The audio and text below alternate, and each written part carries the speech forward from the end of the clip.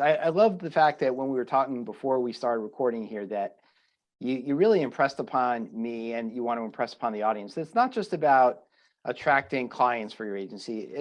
Today it's really about attracting caregivers as much as clients. And I would actually say that when I find small agencies that are struggling with growth, they all say, oh, it's because I'm not getting the clients. But if I talk to large agencies that can't help but grow, they all say it's because I have the caregivers and that sort of thing. So it sounds like, the website, where we might all be thinking, well, I want to attract clients with my website and with my digital presence and all that, it's really probably just as important, maybe even more important, to focus on attracting caregivers. And so I guess with that, what do you want to do in terms of messaging? And I guess, just mixing that, I mean, obviously clients and caregivers, but in the area of messaging, how do you sort of make a difference between, well, we're going to help your mom with her hygiene, and we're going to give her a bath, and we're going to, clean the kitchen. Everybody's going to do that. Like what does that prospective client or that prospective caregiver want to hear that makes it more about maybe them than about you, and that sort of thing. With all that, I mean, there's a lot to talk about there, but let's just kind of talk about the concept of messaging and what the right messaging is. It's one of those things, and this is a fundamental piece in all marketing, is when we think about our audience, that's what really matters, is thinking about them and less about what we're doing for them. So in other words, we want to focus on the results and what our target audience is going to get. And so when it comes to attracting clients and you're saying, hey, well, we do, medication reminders and light housekeeping and all this stuff, it's like, they don't care about that. They want the results that come from that. And so in many cases, when it comes with working with clients, it's the results of peace of mind, right? Or less stress for the child that's getting the care for their parent. And so if we know who our audience are, which most of the time, right, we're not targeting the seniors, we're targeting the parent or the child in this case, that needs to care for their parent. And they're the ones that are stressed and overwhelmed because they have their own thing that they need to deal with. They have their own family that they're worrying about. And so when we can speak directly to them and what the results of what having a caregiver can do, peace of mind, increased energy within, the loved one, helping them live happier lives. That's what we're really selling. We're not selling, light housekeeping and medication reminders. That's just part of the process. And the same thing works from the caregiver element, is instead of selling from the job description, and I use the word selling very intentionally here, and that when it comes to recruiting caregivers, we are selling 100%.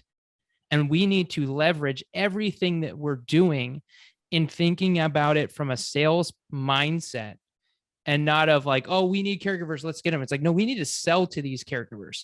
How can we sell to them? Well, what do they want, right? We're not selling the job description into, oh, well, this is, medication reminders, this is what you're going to do. You're going to work. No, a lot of, if you've studied some of the home care pulse report and different studies that they say, it's this aspect of most caregivers are in the business because they want to care for people. They want to make a difference. And so that's how our marketing should be attracting is, hey, do you want to make a difference in the lives of your community, right? That's the hook. That's the messaging. That's how we're drawing people in. And then we're presenting them with other problems that maybe they have. Like, for example, and every caregiver is different in the different marketing efforts that we're doing. So from a messaging standpoint, we don't want to use the same messaging because it's different. You may want to target nursing students. So then one of your posts or, job postings or whatever it may be, maybe, are you a nurse or are you an aspiring nurse looking to get experience? Now somebody who is a nurse is like, oh, wow, this is great. What's this? And now you can attract nurses and you can get them, but that's a different audience of a caregiver. You may have somebody that works at an assisted living that has so many patients that they're caring for. They're overwhelmed and they're getting paid the same amount that they would be doing for you, but they only have to work with one patient. And so you're addressing that, like, hey, are you working, in a facility and tired of working with tons of patients? How would you like to work with just one? you know? And so now we're speaking directly to that person. And so if they are a nurse that's looking for experience, they're like, oh my gosh, this is for me. Or if they are in the assisted living, you're speaking to their pain point, like, oh my gosh, yes, I'm so stressed out because I have to work with all these patients and I don't get paid more for working with more patients. I just have to run around and do it. Right. And so when we're thinking about this, and this is an effective strategy in everything that we do. So social media, videos, emails, flyers, brochures. How are we focusing our messaging at our ideal audience and speaking to them, not about ourselves? And the more that we think about that from a sales perspective, it's going to drive more sales. It's going to attract more people because people can connect with that and they don't feel like they're being talked at. We want to be talked to. And that's where messaging is so important.